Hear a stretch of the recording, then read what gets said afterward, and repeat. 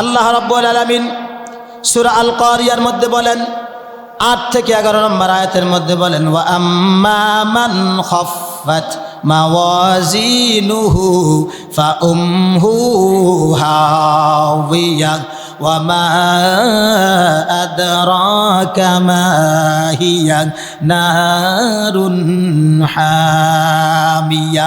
ওয়া আম্মা মান খাফফাত মাওয়াজিনুহু, যার আমলনামা কম হবে, আমলনামা নেকির পাল্লা যখন হালকা হয়ে যাবে, ফাউমহু হাবিয়া, তার স্থান হবে কোথা? হাবিয়া নামক জাহান্নামের মধ্যে।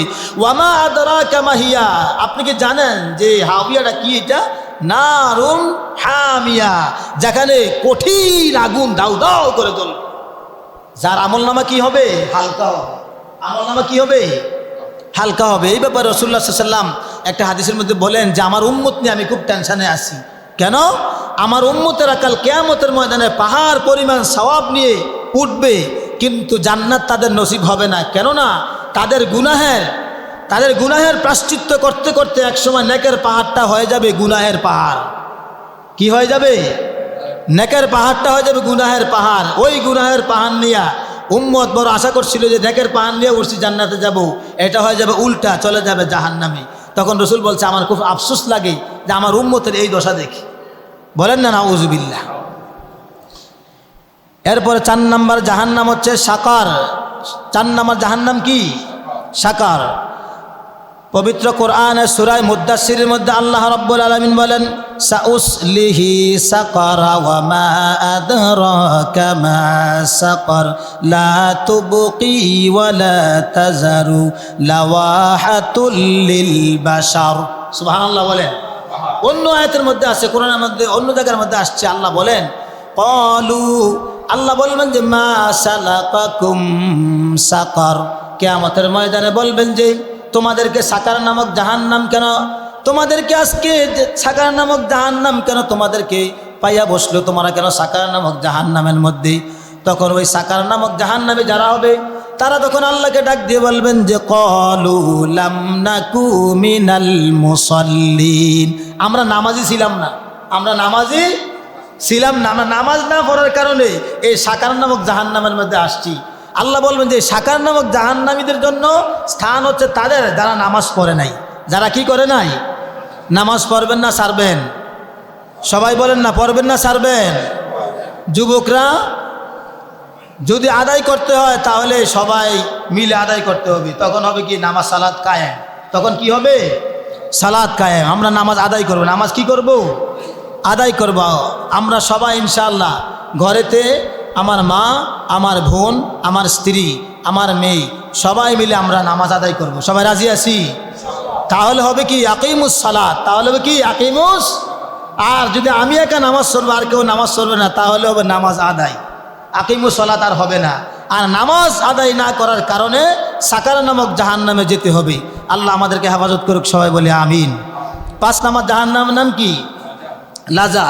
কাল্লা ইন্নাহা লাযা নাযাআতুল লিশ-শাওয়া তাদউ মান আদবারা ওয়া তাওয়াল্লা ওয়া জামাআ ফাওয়া।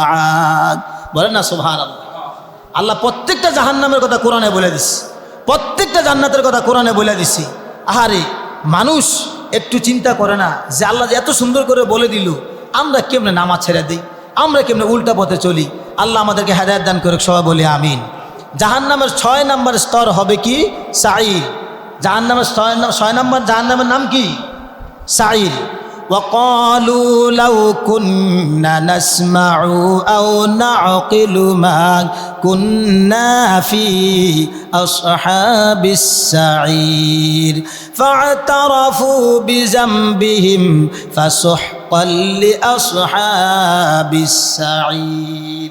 এটা সূরা মুলকের মধ্যে আসছে 10 থেকে 11 নম্বর আয়াতে বলেন যে ওয়াকালু, মানুষগুলো বলবে সাঈর নামক জাহান্নামের মধ্যে যাওয়ার পরে বলবে ওয়াকালু লাউ কুন্না নাসমাউ, আমরা যদি কোরআনের কথা শুনতাম, আমরা যদি নবীর ওয়ারিসদের কথা শুনতাম, নবীদের কথা শুনতাম, আও নাকিলু, যদি আমাদের আকল দ্বারা যদি একটু বিবেক তাকে যদি একটু জাগ্রত করতাম যে জাহান্নামের আযাব তো সত্য, জাহান্নামের আযাব তো ভোগ করতে হবে, তখন তারা বলবে আহ একটু যদি শুনতাম, একটু যদি বিবেক দ্বারা কি করে সারা দিতাম, আজকে এই 4 নামক জাহান্নামে আমাদেরকে আসতে হইতো না, আসতে হইতো না।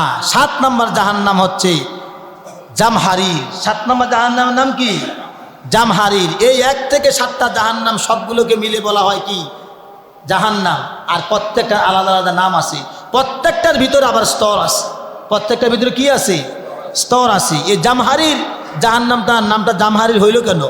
এখানে বলা হচ্ছে জামহারি হওয়ার কারণ হচ্ছে সূরা আদ-দাহরের আয়াত নাম্বার 11 থেকে 13 নম্বর আয়াতে বলেন, আল্লাহ রাব্বুল আলামিন বলেন, ফাওয়াকাহুমুল্লাহু শাররা যালিকাল ইয়াউমি ওয়া লাক্কাহুম নাদরাতাও ওয়া সুরুরা ওয়া জাযাউহুম বিমা সাবারু জান্নাতাও ওয়া হারিরা মুত্তাকিইনা ফিহা আলাল আরাইকি লা ইয়ারাউনা ফিহা শামসাও ওয়ালা জামহারির ওয়ালা জামহারি।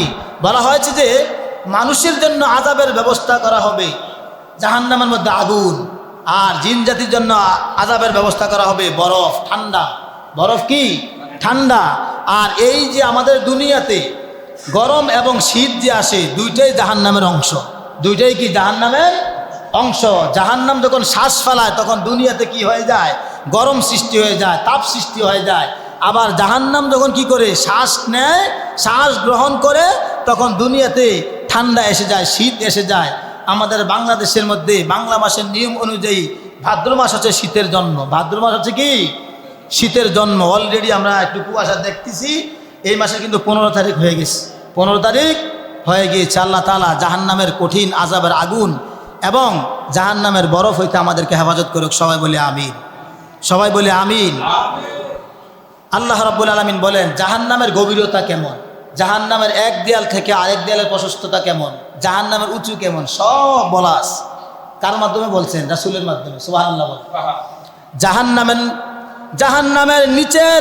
জাহান্নামের নিচের দিকে একটি পাথর যদি নিক্ষেপ করা হয়, হাদিসে আসছে আল্লাহর হাবিব সাল্লাল্লাহু আলাইহি ওয়াসাল্লাম একদিন সাহাবীদেরকে নিয়ে মসজিদে নববীর মধ্যে বসা আছে, হঠাৎ করে একটি পাথরের আওয়াজ হইল।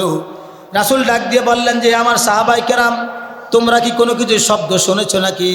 সাহাবায়ে কেরাম বললেন যে না হুজুর, আমরা শুনি নাই। আল্লাহর হাবিব বললেন এইমাত্র একটি পাথর জাহান্নামের উপর থেকে ছেড়ে দেওয়া হয়েছে। 70 বছর পর এই জাহান্নামের মধ্যে যে পাথরটা ছেড়ে দিল তার তলদেশে গিয়ে পৌঁছেছে এইমাত্র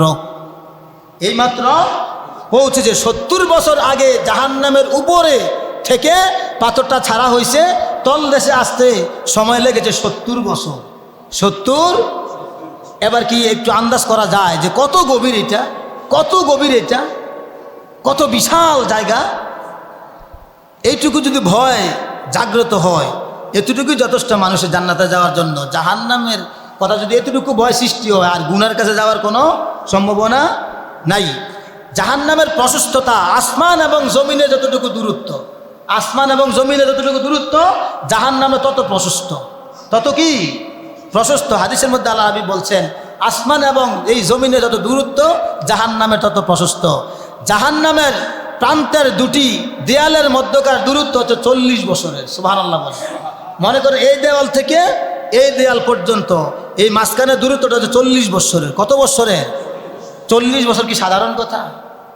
আপনি যদি 40 বছর দৌড়ান, 40 বছর দৌড়ান, তাহলে আমার মনে হয় 40 বছর দৌড়ালে দুনিয়ার এই প্রান্ত থেকে ওই প্রান্ত যাওয়া সম্ভব। কি বলেন, সম্ভব না?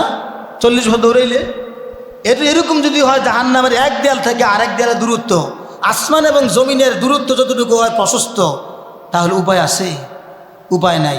জাহান্নামে এক এক কাফেরের কান ও কাদের মধ্যকার দূরত্ব হবে 70 কিলোমিটার। 70 বছরে। সুবহানাল্লাহ। 70 বছর দূরত্ব, এই কাদ থেকে এই কাদের মাঝখানে দূরত্ব হবে 70 বছর রাস্তা এক একটা কাফেরের। কাফেরদেরকে এমন শাস্তি দিবে। তা আমরা ইমানদার না কাফের? সবাই বলেন, আমরা ইমানদার না কাফের? আমরা মুসলমান না কাফের? আল্লাহ যেন কাফেরদের, আল্লাহ তাআলা যেন কাফেরদের যে পরিণতি হবে সেই পরিণতি যেন আমাদেরকে না দেন। সবাই বলে আমিন। জোরে বলেন না আমিন। অনেকে আমিন কয় না, যে হুজুর কত সায়াম যাই আর কি। কাফেররা যে এক কাদের থেকে আরেক কাদের দূরত্ব 70 বছর, আমি কিন্তু সাউন্ড লাগতো না। কন্যা আল্লাহ যেন আমাদেরকে কাফেরদের পরিণতি না করে, সবাই বলেন আমিন। জাহান্নামের সমস্ত সৃষ্টিজীবের মধ্যে, জাহান্নামে যেই সমস্ত লোকগুলো প্রবেশ করবে সমস্ত সৃষ্টিজীবের মধ্যে 999 জন, প্রতি হাজারের মধ্যে 999 জন যাবে জাহান্নামে, একজন যাবে জান্নাতে। কতজন যাবে জাহান্নামে?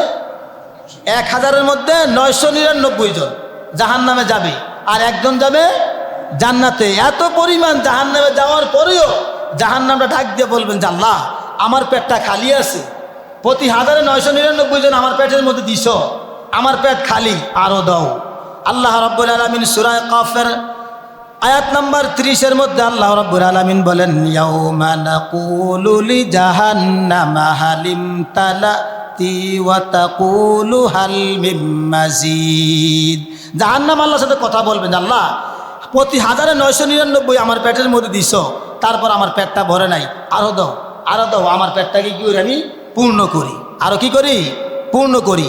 জাহান্নামকে হাসরের ময়দানের মধ্যে উপস্থিত করা হবে, হাসরের ময়দানের মধ্যে উপস্থিত করা হবে। ওই হাসরের ময়দানে যখন জাহান্নামকে উপস্থিত করা হবে, জাহান্নাম তখন তার তর্জন গর্জন দিয়ে বলবে যে আল্লাহ যারা জাহান্নামী আছে তাদেরকে তাড়াতাড়ি করে আমার ভিতরে দিয়া দাও, আমার অনেক ক্ষুধা, আমার অনেক ক্ষুধা। হাদিসের মধ্যে আসছে আল্লাহর হাবিব বলেন, ওই সময়ে জাহান্নামের মধ্যে, জাহান্নামের চতুর্দিক থেকে জাহান্নামের মধ্যে 70,000 শিকল থাকবে, প্রতি একটা শিকলের মধ্যে 70,000 ফেরেশতা টেনে ধরবেন।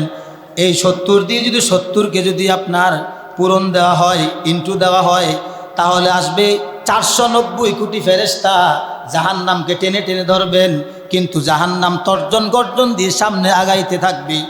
ওই মুহূর্তে আল্লাহ রাব্বুল আলামিন যখন দেখবেন জাহান্নাম এইভাবে তর্জন গর্জন দিয়ে সামনে আগাচ্ছে, যারা জাহান্নামীরা ভয় পেয়ে যাবে, আর জান্নাতীদেরকে আল্লাহ ডাক দিয়ে বলবেন যে জান্নাতীরা তোমরা ভয় পেও না, কেননা দুনিয়াতে থাকতে তাহাজ্জুদ নামাজ পড়ার পরে আবার যদি কোনো গুনাহ করে ফেলেছ, চোখের পানি ছেড়ে কান্না করে যখন তওবা করেছ, আল্লাহ দ্বিতীয়বার আমি এই গুনার মধ্যে যাব না, তখন তোমার চোখের পানিটা আমি আল্লাহ জান্নাতি রুমাল দ্বারা সংরক্ষণ করে রেখেছি। আজকে এই জাহান্নাম থেকে তোমাকে মুক্তি দেওয়ার জন্য আমি আল্লাহ ওই তোমার চোখের পানিটা রেখে দিলাম। তুমি একটু তাকায়া দেখো, দুনিয়ার মধ্যে যেইটুকু চোখের পানি তুমি ছেড়েছ, ওই চোখের পানির দাম আমি আল্লাহর কাছে কত, একটু তাকাও। তখন আল্লাহ জাহান্নামের দিকে যখন নিক্ষেপ করবি, ওই জান্নাতি বান্দা দুনিয়াতে কান্না করার কারণে চোখের পানির বয়ে জাহান্নামটা এত দূরে যাবে, জান্নাতি লোক চোখে আর জাহান্নামকে দেখবে না। চোখের পানির দাম আসে না নাই? আসে না নাই? আমরা কানতে এখন মন চায় না, আমরা এখন কান্না করি না। কেন? আমাদের অন্তরটা পাথর হয়ে গেছে। অন্তরটা কি পাথর হয়ে গেছে? কারণ আমরা এক একজন এখন মুফতি হয়ে গেছি। এক একজন এখন কি হয়ে গেছি? মানে করে লেখাপড়া করা সারা মুফতি আর কি। এক একজন বড় বিজ্ঞ আলেম হয়ে গেছি লেখাপড়া ছাড়া, এক একজন বড় মহাদ্দেশ হয়ে গেছি লেখাপড়া ছাড়া। এমন হাদিস কয়, অথচ জীবনে একটা হাদিসের কিতাব খুলে দেখে নাই। মন গড়া হাদিস বানায় বলতেছে, হাদিস এখান থেকে ক্যান্টনমেন্ট পর্যন্ত লম্বা। যদি বলা হয় এটা কোন কিতাব থেকে বলছেন, কলে এটা কিতাবুল মন গড়া, কিতাবুল মন গড়া। একটা হাদিস পড়ে না। এই সমস্ত মন গড়া কোরআন ব্যাখ্যা, মন গড়া হাদিস বলা থেকে আমাদেরকে আল্লাহ হেফাজত করুক। সবাই বলে আমিন। আল্লাহ তাআলা যেন আমাদেরকে জাহান্নামের আযাব থেকে হেফাজত করেন। সবাই বলে আমিন। সবাই বলে আমিন। সবাই বলে আমিন।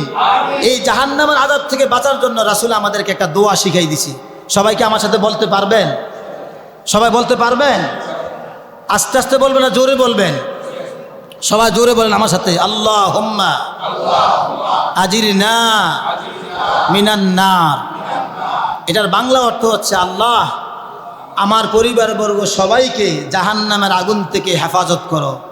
আর যদি বলি আল্লাহুম্মা আজিরনি মিনান নার, তাহলে অর্থ হবে আল্লাহ আমাকে জাহান্নামের আগুন থেকে বাঁচাও। আর যদি বলে আজির না, তাহলে আমাদের সবাইকে বাঁচাও, আমাদের সবাইকে। সবাই বলেন আল্লাহুম্মা আজিরনা মিনান নার, আল্লাহুম্মা আজিরনা মিনান নার। আসসালামু আলাইকুম ওয়া রাহমাতুল্লাহ।